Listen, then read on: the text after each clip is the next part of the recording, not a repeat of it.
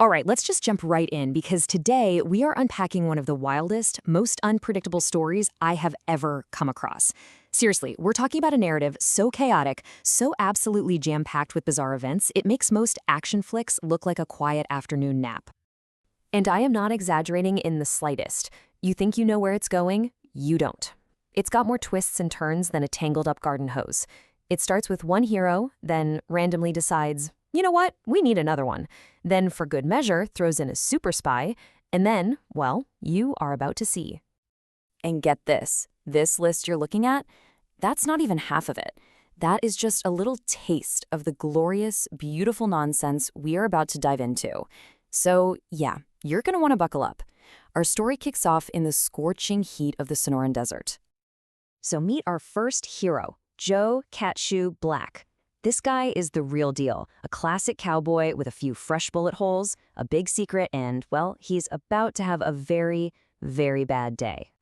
So he hands over this mysterious envelope, but before he can even get out who it's for or what's inside, things, they go south. A gunfight kicks off, and just like that, the cowboy's gone. And that envelope, the whole reason we're here, gets passed on to our next hero. Okay, so now I want you to meet Sergeant Vanderman Vergerton. This man's entire life is just one long series of incredibly fortunate and super weird accidents. He's less of a soldier and more of a walking, talking good luck charm that just happens to be in a uniform. And this right here, this just perfectly sums up the kind of insane logic we are dealing with. This guy has failed upwards his entire life. He's basically a force of nature disguised as a Marine. And now, this accidental hero is holding the key to our entire story, that envelope. And this, my friends, is where our main character, our supposed protagonist, finally makes his grand entrance. See, Vanderman hitches a ride with some rebels who, by pure dumb luck, are led by the exact guy he's been looking for. So who is Cooper Black? He's a man on a mission to collect about $25 billion in debt from a bunch of criminals. And his methods are, let's just call them unique. He's not really a debt collector so much as a one-man chaos machine. So you look at this, and you see your pattern, right? His success rate is, to put it mildly, terrible. He causes an unbelievable amount of property damage, gets into firefight after firefight, and somehow never actually collects a dime. But man, the adventures are something else. Like, in the middle of all this, he just decides to stop a bank robbery. Now, you might be thinking, okay, tactical plan, maybe a heroic speech? Oh, you would be so wrong. Cooper Black operates on a level of logic that is, well, it's just his. He tries to bribe a guard in the middle of a bank robbery. And the craziest part? It works. The guard takes the $100 and immediately gets arrested right outside. It's absolute genius in its absurdity. But, in a story this wild, we can't just stick with one hero, can we? No way. Just when you're getting into the groove of Cooper's chaos, the story slams on the brakes and completely switches lanes. I want you to meet Harrison Garrison. The book literally just drops Cooper's entire plotline and picks up this completely new one out of nowhere.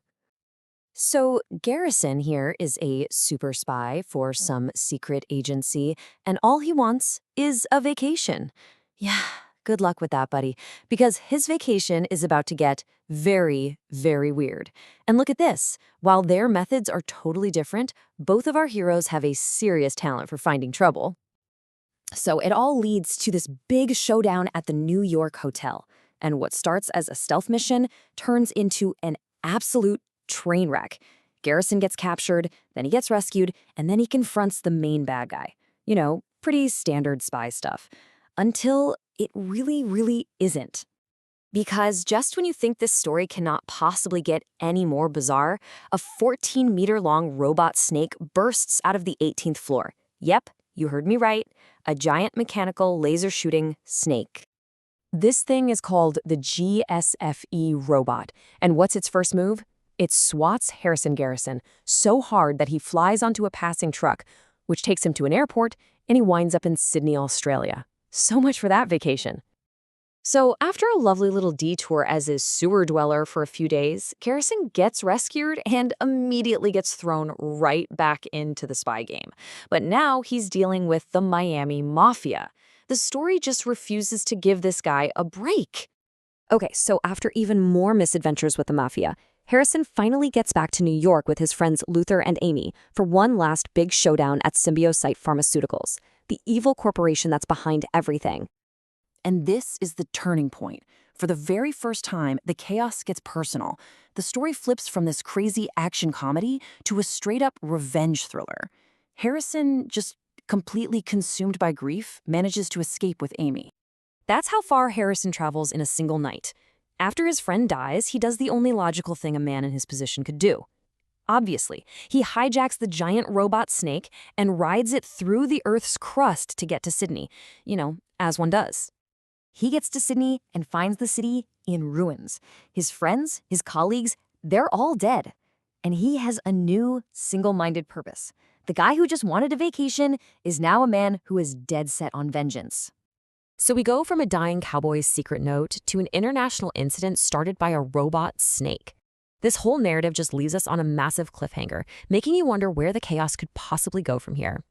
It's a story that is constantly reinventing itself, a story that just throws logic completely out the window. And that right there is the whole brilliant point of it.